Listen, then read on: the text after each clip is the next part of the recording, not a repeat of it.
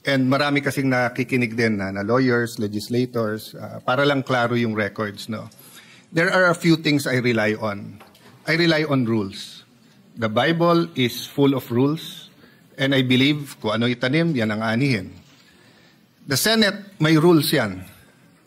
So, minority, majority, sigurado tayong masusunod yung rule. And of course, sometimes we misquote each other or we have misunderstanding, but we find a way na mag-usap-usap. Minsan umiinit ang ulo.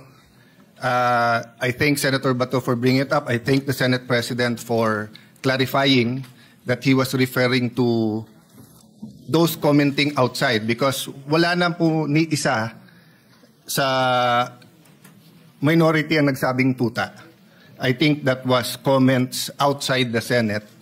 And it is fair game for whoever is alluded to. Both ways po, di ba? Pagka may sinabi tungkol sa minority, pero hindi naman kayo nagsabi or hindi dito sa floor or sa media sinabi ng ibang kakampi or supporter, fair game yan. Part ng another rule is the Constitution. So first, let me clarify yung pagiging unparliamentary.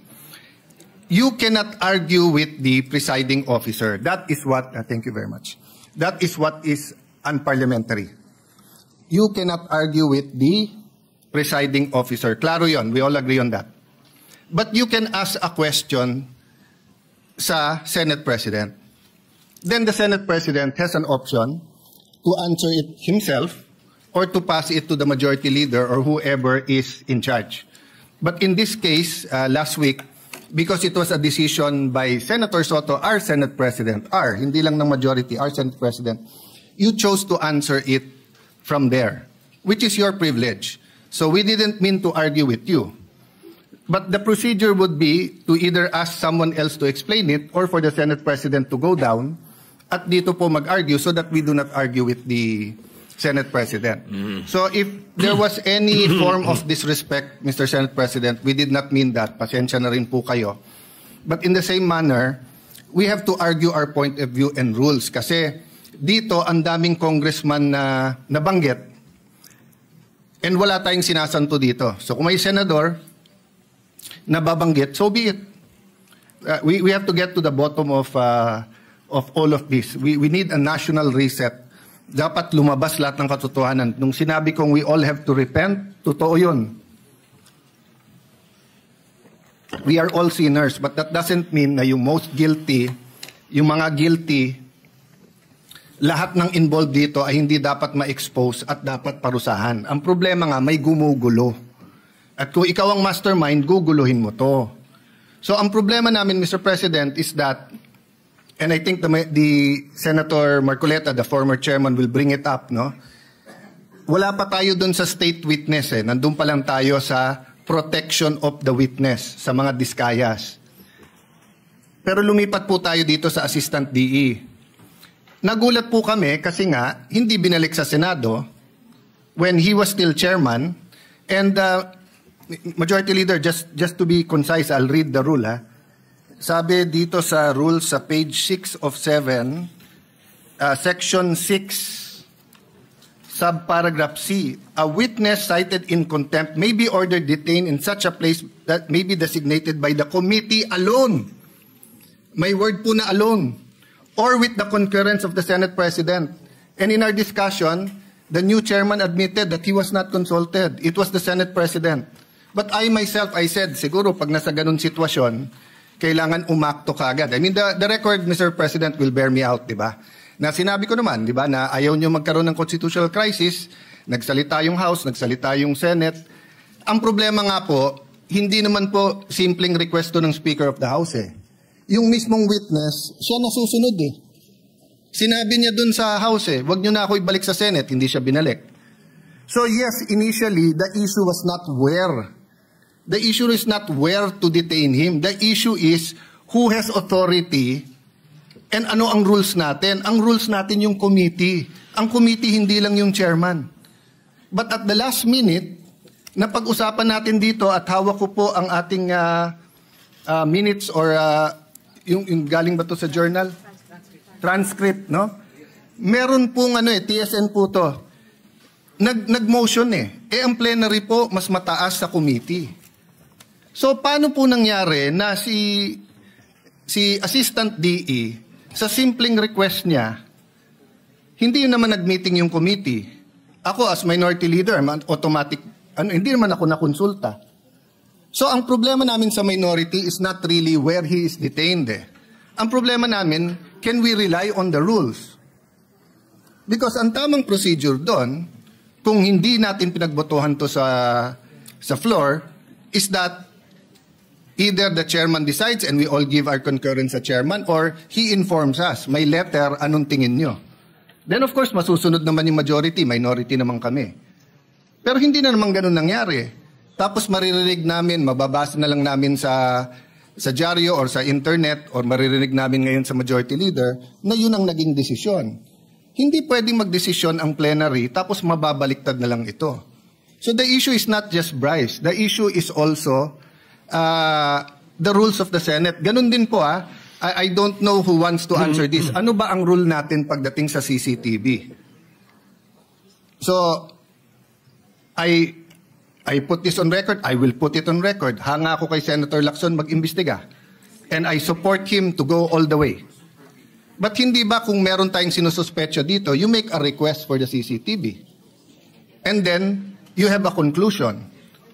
Kasi kung hindi, lahat na lang tayo titingin sa CCTV. Tapos sasabihin natin dito, may nakita akong ganito, pumunta sa media. May nakita ko, pumunta sa ganito. Di ba? So, yes, the government is under attack and that's legitimate. The Gen Zs are rising up. That's legitimate. They should. But we should not attack ourselves. Kung meron guilty sa atin dito, i-expose natin, tapos sa Ethics Committee. Huwag natin pigilan ng witness. Kung gusto ituro ni Bryce, kung siyam kami sa minor, ituro niya. Pero sundin natin yung rules, no? So before I let go of the floor, I think Senator Marcoleta, on the same topic, wants to say some things. But whether he will say it or not, Mr. President, no? I don't know the pleasure of the body sa plenary. At mas marami naman kayo So kung gusto nyo dito sa Senate, di okay. And I think Senator Estrada also found out that both in the PNP custodial and in the Pasay City, walang taga-usaha. Tama ba yun? Sa custodial, hindi totoo na it was under the custody of USAA kasi walang taga-USAA ang nandun. So we do not know what transpired during that time. Kasi pagka under contempt, hindi punishment yun Binibigyan mo ng oras yung witness pag isip-isipan. Kung magsasabi ng totoo, hindi. But if we allow people to come in and talk to him, hindi mo na alam kung sino nag-guide sa witness na yon. Ang pwede lang yung abogado niya, maybe his family. Diba? So I think this is legitimate without pointing fingers to anyone. I don't know what the Discayas will say. I don't know what Bryce Hernandez will say. Let them say everything they want to say. As Senator Ping naman said, may resibo. Pero katulad kay Joel Villanueva, peke yung resibo, ghost yung resibo Hindi pala screenshot yun Pinicturan pala ang cellphone. Ang screenshot, cellphone, sinave mo yung screen. Eto, cellphone, kinunan. O, sabihin mo na, sige, let's not on technicalities. Tapos tignan mo yung laman. Yung laman, member daw siya ng CA, hindi siya member ng CA doon. At tapos na. Kay Senator Jinggoy, naka-Amerikana. Minsan lang nga lang mag-Amerikana yung tao nung birthday niya. Pero ang picture sinabi, birthday niya, hindi naman. So, yes, may resibo. Pero may peking resibo But we will address that at the right forum, Mr. President. But, again, we have to follow the rules. Sabi ng Supreme Court sa case ni Vice President Sara, sa tamang paraan, sa tamang panahon. Senator Marcoleta, will you... Same issue Same issue ba? Yeah, same issue. So that isang sagutan na lang, maybe I can... Mr. President, Majority Leader. yes, we'd like to recognize Senator Marcoleta, please, Mr. President. Senator Marcoleta is recognized. Mr. President, I rise on a question of privilege. There are recent unsettling statements. Yeah. Yeah, Mr. President, just to, before, my apologies to Senator Marcoleta, because Senator Erwin has been quietly, diligently waiting for his turn to give his privileged speech. Well, if Senator If Senator Erwin is willing to give way, we have no problem, Mr. President. All right, go ahead. You may proceed. And besides, Mr. Majority Leader, I'm rising on a question of privilege, which is the higher and preferred way of speaking before this body. Mr. President, I am armed by the explanation of the minority leader that we're not questioning the prerogative of the presiding officer, but we can question the Senate President on issues that are quite legitimate, such as the matters I would like to raise today. Unsettling because, Mr. President, on September 9, in your interview with ANC Head Start with Ms. Karen Davila about the Blue Ribbon Chairman being a lawyer, your answer is, there is no such thing as a rule na dapat abogado yun. Abogado ka nga, di ka naman magaling mag-imbestiga, di ba? So useless. Mr. President, I'd like to put on record, there was no inclination from this representation na meron man lang kaming sinabi na ang chairman ay dapat, chairman ng Blue Ribbon Committee ay dapat abogado.